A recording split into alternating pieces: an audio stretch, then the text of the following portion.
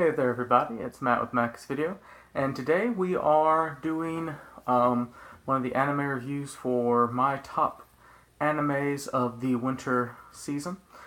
And we're starting from number 1, and we're going to just continue on for the next few days, trying to tackle them all. The first one is Interviews with Monster Girls. Now, I did a first impressions of this, where I said that I thought this was going to be a very cute anime, and I was right. This is an adorable anime. It's a supernatural comedy, is what my anime list categorizes it as, and I get that because it does have the supernatural aspects of, the fact that there are vampires and succubi and all kind of different creatures, but it's completely hilarious and it's very slice of life as well. And it's a school anime because this is a high school, and man, it's just hilarious. It has a lot of different aspects to it. Let's jump into it. This anime is a 12 episode long anime. I'm really hoping it gets a season 2.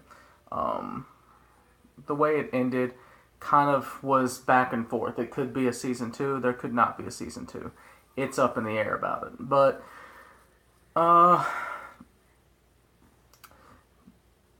anyway, enough about that. So it was originally a manga, as most things are. Manga made by Kodansha, which is a very good manga company. And then it was picked up by A1 Studios and made into this anime. And A1 has a very beautiful animation style. All of their animes are very beautifully done. And so I was very happy to see A1 pick this one up. But the anime itself follows, about 5 different people. You have Mr. Takahashi, who is a biology teacher at a high school, and he has a fascination with demi-humans. And demi-humans are the supernatural. You have vampires, Doulahans, ice women, succubus. I'm sure there's others, but that's what we see in this particular anime. And so Mr. Takahashi is enamored with these, demi-humans, and there's only one problem. He's never actually met one. So, one new school year starts, and new group of freshmen come in, and a new teacher come in. Sorry, there's a hair right in my face, and it's bugging the heck out of me. It's still there. There, I got it. Thank you.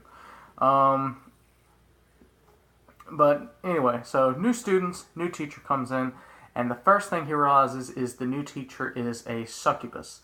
And a succubus is a woman who has an aphrodisiac effect that can make men fall in love with her. So let's talk about her for a second. Is Miss Sato is her name, and she tries her best to hide her succubus nature because it is an inconvenience to live an everyday life when even looking at a man can make him fall in love with you.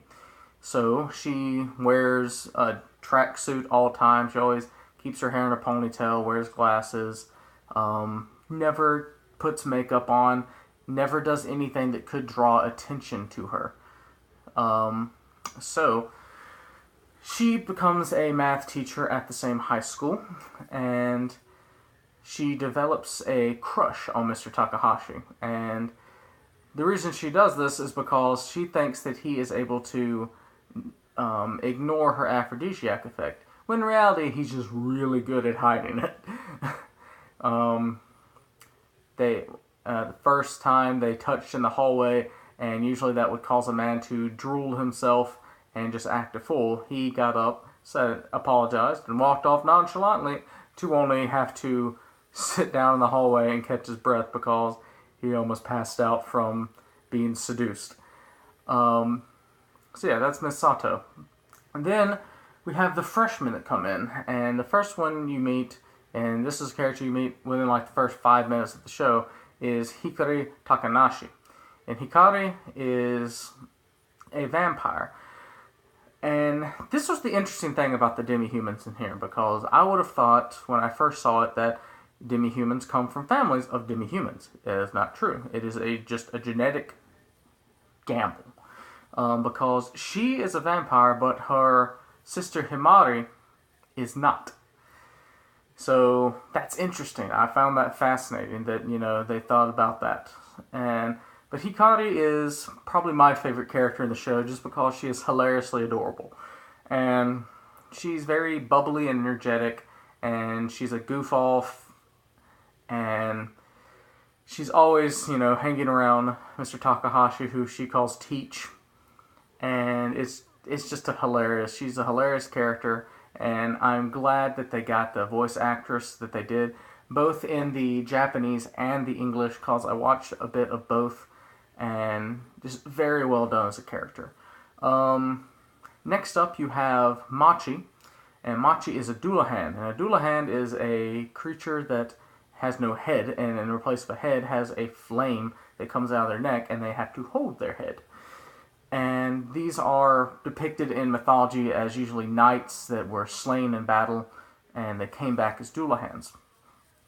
Well, there's only 3 of these in this world, so she's a very rarity, and she's a bit anxious about being at a new school and being a Dullahan, because it's going to raise some eyebrows, it's going to raise some questions, and so she comes to Mr. Takahashi, who, is the person that these demis, as they call themselves, can come to talk about their problems, and he suggests, well, maybe you should joke about it yourself, and because, there has to be a level of comfort that people have to sense off of it, and because of him being so nice, she also develops a crush on him, and even goes on a date with him without him knowing, which is a hilarious episode. I think that's episode 3, maybe, and it's just another adorable scene.